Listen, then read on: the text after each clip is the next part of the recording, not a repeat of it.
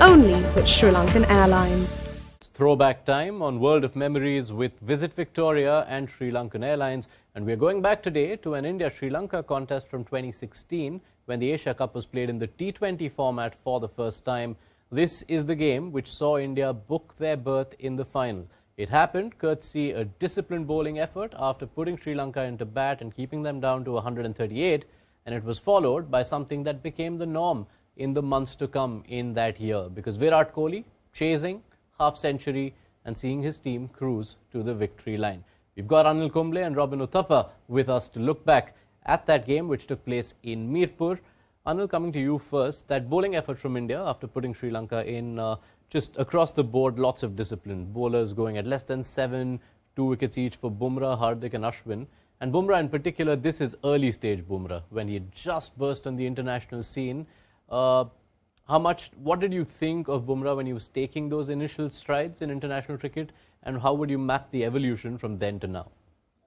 He's been brilliant, but the first sort of glimpse that I had of Bumrah was when I was a part of Mumbai Indians, and then we got Bumrah into the squad, and he played his first game against RCB, and he got Virat Kohli out that was his, I think, first IPL wicket, and he picked up 3 for in that game and bowled beautifully. And what was very impressive about Bumrah, even the first time that I had a conversation with him, was the maturity and the awareness about his own bowling was evident.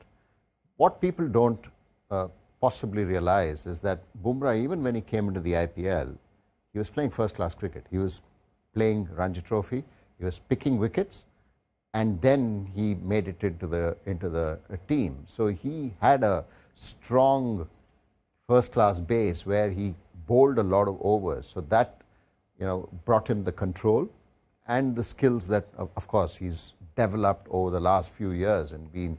He's sort of the world beater now, that what we have seen Bumrah. So, yeah, I mean, the evolution that we have seen from then has been, not too surprising because of the mental strength and the maturity that Bumrah showed even from the time that I first saw him. Robin, in that Sri Lankan innings, Bumrah did the job at the top and tail, but he had a partner at the death which not many would be able to guess. Because just as Milinda Sirivardhana and Thisara Pereira were starting to hit a bit and propel Sri Lanka closer to 150, they were both snapped up in the death overs by R. Ashwin, showing his utility as an all-round bowler. Ashwin's always been a very versatile bowler, and again, I think he's someone whose skills are really, really good and strong, and he's, again, someone who's got a lot of conviction in his skills and always is trying out different things to see if it works for him or not. And very courageous bowler, you got to give him that. He'll try out a lot of things, and then some work for him, some don't, but he backs himself all the time. And I think that's what makes him special. And at that point, he was bowling the hard overs as well. He was willing to kind of bowl the back end in the depth as well, and he was bowling fairly well at that point in time.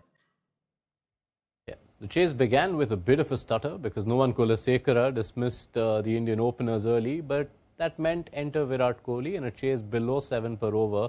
Robin, this was the start of what was an almost invincible few months after that, because this Asia Cup led into the World Cup where he was player of the tournament, and then there was the IPL where he obviously made 973 runs.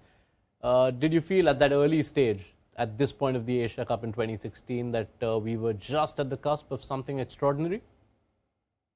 Yeah, of course. I think you thought that one got the feeling at that point in time that he had just gone to another dimension as a batter. And just his approach with batting was phenomenal, and you could tell that the confidence was through the roof, and the way he approached it, and it's like, okay, I want to discover what I'm capable of and to what extent I can go. And you could see that every inning he went out there was a intensity that was unmatched, and he kind of set a new standard in international cricket as far as batting is concerned, with his fitness as well.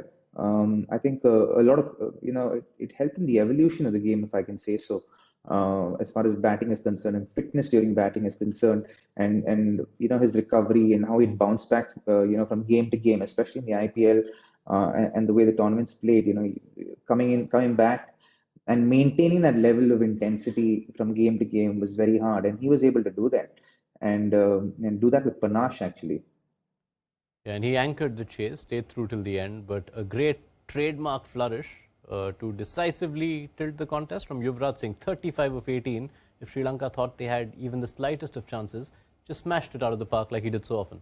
Yeah, I mean, we all know about UV and the kind of player that he is. And with Virat, sort of controlling the entire run chase, UV just had to go there and complete the show. So, in a T20 chase, especially the last 20, 30 runs, I mean, we saw that even yesterday at one stage when Sri Lanka were chasing down, we felt that, 40 runs, finish it off. Don't leave it till the end. Once you start sort of stuttering and thinking that, okay, I have enough time, then suddenly you lose a couple of wickets, the pressure comes back onto you. So that's something that UV didn't sort of allow in that run chase. Yep, and eventually India got over the line with 4 balls to spare, and days later they would beat Bangladesh in the final to be crowned champions of the first ever Asia Cup T20. This was a world of memories with Visit Victoria and Sri Lankan Airlines.